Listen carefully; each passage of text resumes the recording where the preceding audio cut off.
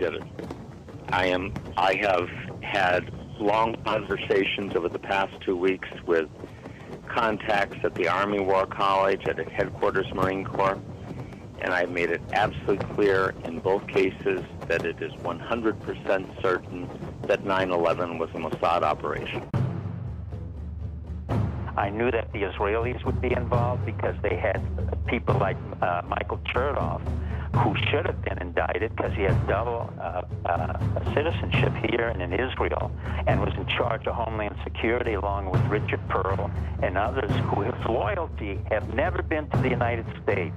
Unfortunately, these are American Jews whose loyalty is to Israel, have never served the American government, never been in the American military, but I'm more than happy to serve the Israeli military.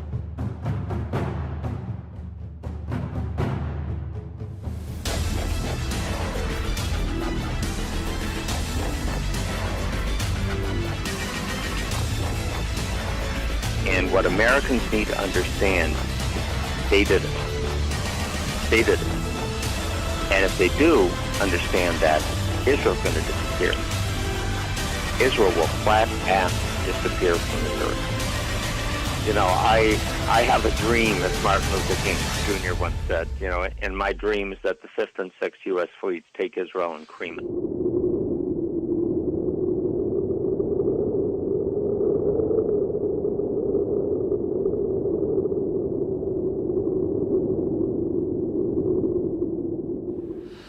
Okay, ladies and gentlemen, it's Brendon O'Connell, the Bell Tower Boy. Live from Tehran, well, not really live, but you know what I mean, it makes it sound more exciting. The date is the 23rd of January 2017, it's a Monday. I just want to make a small announcement. We're going to organise a conference in Tehran. That conference is going to be about Israeli intelligence activity, my subject, my favourite subject, in particular the infiltration of the world's high technology sector by Israel. The fact that Israel has become a, quote, technology juggernaut. That's a quote, technology juggernaut. The fact that after Henry Kissinger and his friends at the Chicago School of Economics very kindly transferred American heavy industry and manufacturing to China, we now have the current day Jewish neocons and their friends throughout the US government shifting the entire American high technology industry to Israel. Silicon Wadi is what they call it, as opposed to Silicon Valley. And I'm not joking, they are sending the entire American high technology sector there. The only thing the Americans will be manufacturing are tanks, guns and bombs to drop on people at the behest of Israel and Bibi Netanyahu. That's the only thing Americans will have left. Whether that's going to change with Donald Trump remains to be seen. We live in hope. I don't know, not too much hope, but we live in hope. This subject is a subject that I managed to raise to a very high level in my own state. I was invited out for coffees with the head of counterterrorism, Inspector Barry Shelton. When he did that, all of a sudden the Israeli ambassador turned up. Thank you.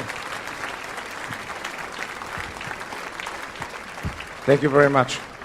Ladies and gentlemen, good afternoon, shalom. May I thank all those who are here this afternoon for being friends of the State of Israel. I recognize your commitment to the well-being of the people of Israel, and I acknowledge your affinity to the Jewish people. The Israeli Deputy Foreign Minister turned up. Organizations like yours are especially crucial at this time when our enemies are attempting to delegitimize our basic rights to exist and threatening to destroy us as well as the rest of Western civilizations.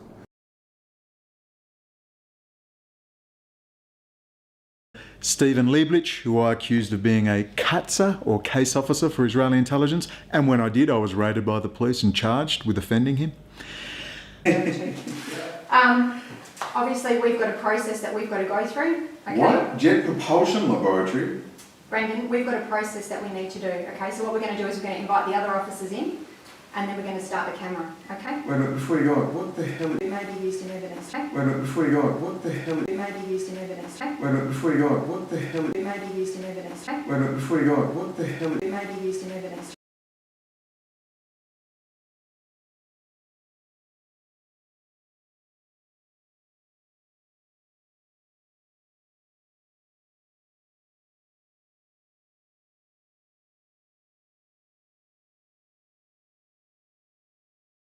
understand that, Brendon?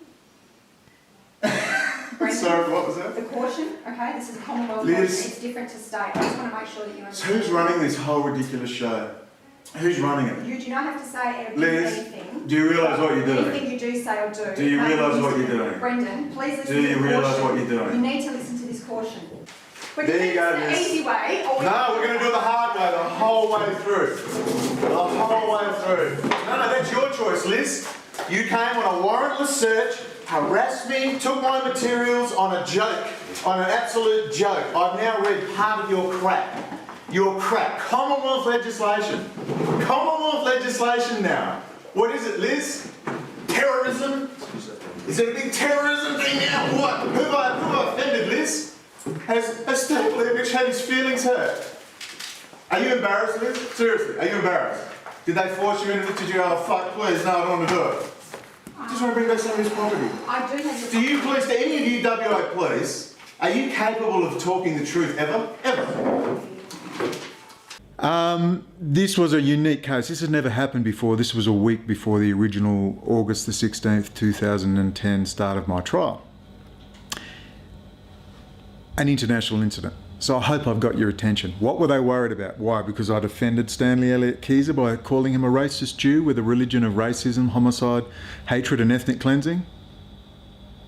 Homicidal maniacs. People are racist. I'm incredibly offended. You're racist, homicidal maniacs taking my photo without permission. You didn't engage us, you didn't come shake our hand. How dare you say You are a racist Jew. Tell us about Hannah Kasher and how the Israeli academic who says that women and children are fair game in the fight against the Palestinians. No one's saying the same happened. You already have asked you to move on, and this No, man you took our photo. You took our photo. Why did you take photos of us at the bank? Because you guys are handing out these things, okay? And it's disgusting. You belong just to told a us that racist, all Jewish homicidal people are organisation. racist, and that. Did that offend them? Of course it wasn't that. It was about the Israeli high technology contracts and the BDS movement. That the BDS movement would move away from SodaStream makers and fruit and start talking about the Israeli high technology industry and boycotting, including the fact that, did you even know this, that in 2006, Intel, the largest, most advanced chip fabricator in the world, opened its most advanced research and development factory outside the United States in Israel. And some are saying it's actually the most advanced research and development facility, even outstripping the US version. Now, think of the world's great high-tech rivals to California's Silicon Valley. You might come up with India, perhaps China, even Britain. But now Israel is laying claim to be the new Silicon Valley, spending vast amounts of money on research and development and trying to build its economy around a high-tech future. Our technology correspondent Benjamin Cohen reports from Tel Aviv. The company Intel is now opening its biggest plant outside of the United States, and this one is going to be in Israel. The plant is set to produce the world's most advanced computer microprocessor. We all seem to have these in our computers. Should we be surprised? Could you imagine the power this gives Israel now? This is the issue of issues. This is why so few things change despite so many public outcries and so much public information becoming open to us all now. Israel still seems to just plug along as if nothing's happened. And a lot of this is because they have the politicians, they have the military contractors under their control. Because Israel has all of its equipment, its hardware and its software embedded into the entire system. So when I hear the word NSA, I just think Israel. Did you know that Rabbi Dov Zakheim is the 2IC, the second in charge of Booz Allen Hamilton? That's the company, the private subcontractor for the NSA from which Edward Snowden came. So what you've got now is this privatisation of the intelligence network in the United States, and they're shifting into subcontractors. And they've got all these Israeli firsters and these graduates from such places as the Technion. Remember this word, the Technion. This is an Israeli military intelligence operation where they train the best and brightest from the Israeli military to become the top-level hardware and software developers in the world. Look up RAD Communications, RAD, Zohar Zisapel. Zohar Zisapel, you're the founder of the RAD group of companies that together export some $850 million a year. Your background is rather unusual. You spent 12 years in the Israel Defense Forces in various development functions. My question is this. A lot of Israeli startups come from people who served in the IDF, especially in technology units. How do you see the role of IDF in fostering entrepreneurship and startups, especially in light of your own experience? I don't see any role. The IDF is for fighting, for intelligence, it's not for startups. Aha. But you gathered useful experience, did you not, in your own work? You won the Israel Defense Prize. Well, when I got out of the Technion, the only place to work was in the defense industry. So that's what I did. And this is why you see so many engineers coming from the defense industry, because all of us were starting there back in the 60s or the 70s. His company has got every database for every banking, financial institution, you name it. High technology encryption systems for government, encrypted VoIP for government, you name it. Remember Variant? Fox News did a 4-part series on Variant. Remember this? Now Fox News has learned some U.S. investigators believe that there are Israelis again very much engaged in spying in and on the U.S., who may have known things they didn't tell us before September 11th. Fox News correspondent Carl Cameron has details in the first of a 4-part series. Who can forget that? Amdocs, Converse, Infosys, PTEC, all of them intimately involved in 9/11. All of them intimately involved in keeping US under control. We all remember Kay Griggs and her statement that, military intelligence in the United States, the head of the computer ID department, Ron Jarman, is an anarchist Jew who met his wife in a kibbutz in Israel. The infiltration is total. This is the issue we want to discuss at a conference here in Tehran, and I'm going to have at least an instigatory role in getting that conference happening. I won't be a main organiser, but I'm going to instigate it. I've already had a quick chat with Dr. Alan Sybrowski on Facebook. Dr. Sybrowski is also an editor at Veterans Today, where his latest series of articles regarding Israeli involvement in the 9/11 attacks against the United States is a shocking expose of how the Israeli Mossad planned the attacks and how the U.S. military had prior knowledge. An argument often not discussed, especially by someone like Alan Sybrowski, who is an American with Jewish ancestry. However, Sybrowski bravely addresses this sensitive and controversial topic as someone devoted to the security of the United States at any cost. So what happens when a military insider puts the devastating terror attacks of 9/11 directly at Israel's doorstep? Dr. Alan Sybrowski, thank you so much for joining us on The Autograph. My pleasure, Susan. So, of course, Israel knows it's happening now. And Dr. Alan Sybrowski has expressed a deep interest. Hopefully we can get Kevin Barrett here. We can get Phil Giraldi here. We can get Sibel Edmonds here. We can get Rye Dawson here. We can get a whole host of people here. Perhaps Mark Glenn and others. We can get a whole host. And we remember when Dr. Alan Sybrowski, perhaps one of the first to really go public when he said that Israel did 9/11 and he'd like to take the US 5th and 6th Fleet and cream Israel. Do you remember this little radio interview he did with Mark Glenn from The Ugly Truth? Let's quickly cut to that now. Without any further ado, I want to go ahead and bring up tonight's guest, and it is Dr. Alan Sybrowski. Dr. Sybrowski, welcome to the program. Thank you very much, Mark. Pleasure to be here. Alan Sybrowski, Ph.D., University of Michigan, is a 10-year U.S. Marine Corps veteran and a graduate of the U.S. Army War College. Now, not only that, Dr. Sybrowski, correct me if I'm wrong here, not only are you a graduate of the U.S. Army War College, but you were director of studies there for some period of time. Is that correct? That's correct, for 5.5 years. 5.5 years as director of studies at the U.S. Army War College. Pretty amazing stuff. In fact, so amazing, I did a little video project of my own in the middle of the lead up to the trial. I went out on the street and there was everywhere I could find the media, I dropped in, it's one of my favourite videos, I dropped in Dr. Alan Sybrowski interview. Have a watch.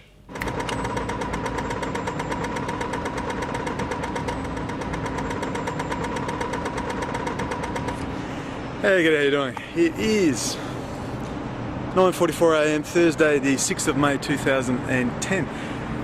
This is just a little listing, just have a bit.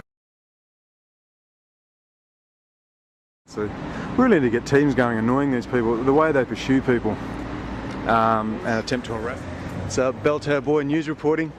Hey, just curious, did you see that Dr. Alan Sybrowski, former head of the US Army War Colleges, said that Israel did 9/11 They did 9/11. They did it. I have had long conversations over the past 2 weeks with contacts at the Army War College, at Headquarters Marine Corps, and I've made it absolutely clear in both cases that it is 100% certain that 9/11 was a Mossad operation. Not Muslim terrorists, and also called for Israel to be wiped off the map. And what Americans need to understand is they did it. They did it. And if they do understand that, Israel's going to disappear. Israel will flat-ass disappear from this earth. It's pretty heavy. No mainstream media reporting. They'd have to put that to our foreign desk, I guess. Ah, so you're ABC guys? Brendon? Yeah, Brendon, yeah. Yes. Ah, damn, I was hoping you were Channel 9. I'll have to be nice to the ABC. We try to be everyone's friend. Yeah, I know, it's difficult. You do a pretty good job, considering. I'll be nice. You don't want your face on the internet? I'll block it out if you like. If you don't have to, I'd rather you didn't. Oh, I won't. I won't. Fair, I'll be nice. But just out of... Look. Oh, didn't you come with me? Yeah, I did. I thought you said he was going to stop. I don't know what he's doing. What do you think about... sorry? Hey, what do you think about Dr. Alan Sybrowski, former head of the US Army War College, stating that he wants to wipe Israel off the map, and Israel did 9/11? Sorry, I use this every opportunity I can. No, don't have me on camera. I'm behind the scenes. Oh, I know. Hey, G'day, everyone. Hey, what do you think about Dr. Alan Sybrowski? Every chance I get in the media.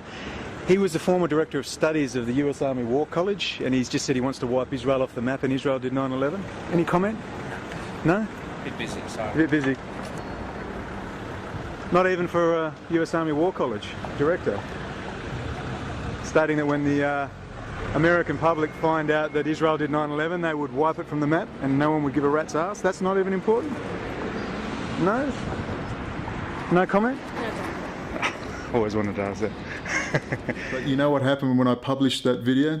I was immediately rearrested by 5 police, locked in the lockup for 72 hours and brought before the judge, Chief Judge Martino of the District Court. Good guy, actually, Chief Judge Martino. At this time, of course, prisoner X was in the paper. Ben Zigier, a man born and raised in Melbourne who became a case officer for Israeli intelligence, who was, like Stanley Elliott Keyser, a member of such groups, Zionist youth groups as Habonim Dror and Australasian Union of Jewish Students, and of course, the brilliant Al Jazeera production, 4-part series showing how these youth groups are being infiltrated by the Israeli lobby and the Israeli embassy in London, and they're trying to influence UK politics by getting these particular Israeli firsters, taking them to Israel, getting them on board, probably bribing, blackmailing them, hooking them up with prostitutes, getting them on camera, all the usual things they do, and then pushing their little favourites into UK politics. And in fact, we even see a liaison with the embassy talking openly of getting rid of certain UK politicians. How Israel influences British politics. We reveal from the inside how the Israeli embassy penetrates different levels of British democracy. In the first of 4 programs, The Battle for Britain's Youth.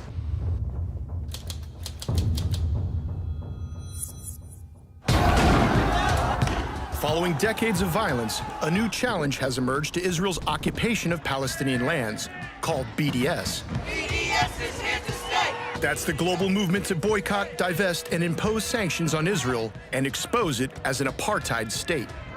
The Israeli government has responded with a campaign to rebrand the country's image. The reason we should fight BDS is because it's wrong. It's a moral outrage. It's an operation run by the secretive Ministry of Strategic Affairs. They recruit mainly former intelligence officers. Its main task is to counter BDS worldwide. Using an undercover reporter, Al Jazeera's investigative unit exposes Israel's clandestine activities in London, a city that's become a major battleground. BDS campaign in many ways germinated in Britain. You'll meet the people working to challenge BDS at every level of British politics. Ah, okay, nice to meet you. We work really closely together, but like a lot of it's behind the scenes. One of Israel's main targets is the Labour Party. For the first time, its leader is a champion of Palestinian civil rights. I'd be very happy to see Jeremy Corbyn no longer leader of the Labour Party, for sure. It's a covert action that penetrates the heart of Britain's democracy. Can I give you some people that suggest you'll take down? It is outrageous interference in British politics. It shouldn't be permitted. It's a battle of ideas seeking to change not only how Israel's portrayed, but even how it is debated. It's anti-Semitic. No, it's not. It's a trend.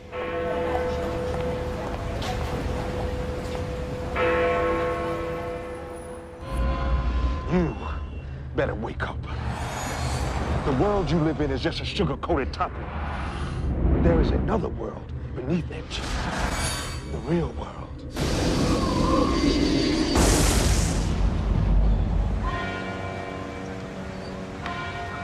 So can you hear those bells? Wonder who those bells are tolling for. That's a little bell tower they built recently here in Perth. But less is known about the relationship between actually American police departments in Israel. Can you elaborate on that? Seeking to intimidate me. All right. I'm taking on what we're going to the do SAS at Campbell Barracks.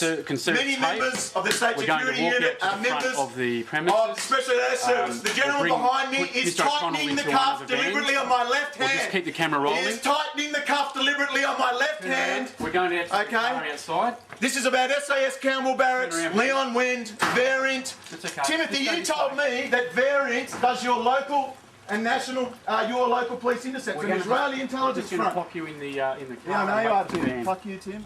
That is an amazing series. Al Jazeera have outdone themselves. Of course, it's a British intelligence production. There's no way they got that deep into the embassy without some severe assistance from British intelligence. So, in closing, if you want to get in touch with me on my most hated social media platform, Facebook, which I hate, but I'm forced to use, unfortunately, please, if you've got any ideas for who else should be welcome at a conference to discuss Israeli intelligence activity and their infiltration of institutions throughout the West, the infiltration of their technology. Remember how this all started for me back in 2005 when I outed an Australian Jew, Leon Wind, whose family are Orthodox Jews who live in Israel, how Leon had served in the Israeli Defense Force, according to him, first as a backseat operator in an F-15 jet, mainly reconnaissance. Then at that stage, moving on to his installation of the weapons and sensor system on Australia's newest subs, the Collins-class submarine. This is what started it all for me way back in 2005, well before 2009 and the May the 2nd incident, which started a incredible journey to which I now sit in an apartment in Tehran, assisting a conference. It's an incredible journey. So if we can, let's assist Dr. Alan Sabrowski and others. Let's get as many people there as we can. Again, Phil Giraldi, Sybil Edmonds, the Corbett Report, Rye Dawson, Phil Giraldi, I think I've mentioned, and a whole host of others. If you can come up with more faces and figures, and I know there's a lot of ex-CIA, FBI, various other policing and intelligence agencies who should be invited here. This could be a very, very big event, and it's a privilege for me to be involved in this. Again, it means I've got to be less of an idiot and a little more serious whilst retaining my Australian larrikin edge, but the stakes are a little higher now, and it really is a privilege to be here. Hopefully things will continue to work out nicely and we can get some really big names to attend. So that is your mission. Get out there and get the word around, assist Dr. Alan Sabrowski and others. We get this conference happening here. Let's get the BDS movement fully onto the US high technology, the Israeli high technology sector. Elbit systems and their drone technology, that's a big one. Israel is leading the way on robotics and all sorts of stuff. And we've got to stop them. We do not want this racist, apartheid, sick and psychotic state, led by such luminaries as their former top Sephardic rabbi, Rabbi Ovadia Yosef, a man who had 1 million mourners, the largest funeral procession in history in Jerusalem, where they're sobbing on the streets for the, quote, rabbi for all Jews, a man who said that the only reason God made non-Jews was to be slaves for the Jews. A man and his cohorts who regularly call non-Jews animals, subhuman, lacking in a soul, worthy of death, cattle, goyim, you name it. It is the most disgusting ideology ever put on the face of the earth. That's a thing called Judaism, Orthodox Judaism, ultra-Orthodox and Hasidim. We've got to expose them. We do not want the Israeli state with access to such high technology, first world military contracts. We can't have it. It's madness. They're infiltration. We've got to end it, and we can end it right now. Let's move on from SodaStream makers manufactured on the occupied West Bank. Let's move on from fruit. Let's get into their high technology sector, because that is what will end the Israeli state in the current format of which it sits. So we can dismantle it as much as South Africa was dismantled, and they can have some reconciliation. A lot of quote-unquote Jews are going to have to leave occupied Palestine and never return. We'll have to deal with them. The Orthodox and the ultra-Orthodox lunatics, we have to deal with them. All right? They are mentally ill and they are deluded, and if we love them, we will assist them with rehabilitation to realise that they are not the chosen people. They're human beings just like us, and we want them to rejoin the family, and we need to do that with kindness, with hugs, and with a lot of love and kisses. I reckon we can all do that. So the Middle East can settle. It can go into peace if we want it. Yes, there's Bible prophecy. I'm well aware of all that. But, you know, blessed are the peacemakers. And we do what we can while we can with what's in front of us. Ladies and gentlemen, Brendon O'Connell, the Bell Tower Boy. Let's get this conference happening. Get behind it. Lobby. Put it out there. Get it on Facebook. Get it on social media. Get it on YouTube. Get it on videos. Let's get the top players over here to Tehran for a really top conference. And I'm, God willing, going to film it, make a documentary. I can't wait. There's a lot of exciting things on the future, a lot of exciting things on the horizon. Please stay tuned. Ciao for now. Hot office.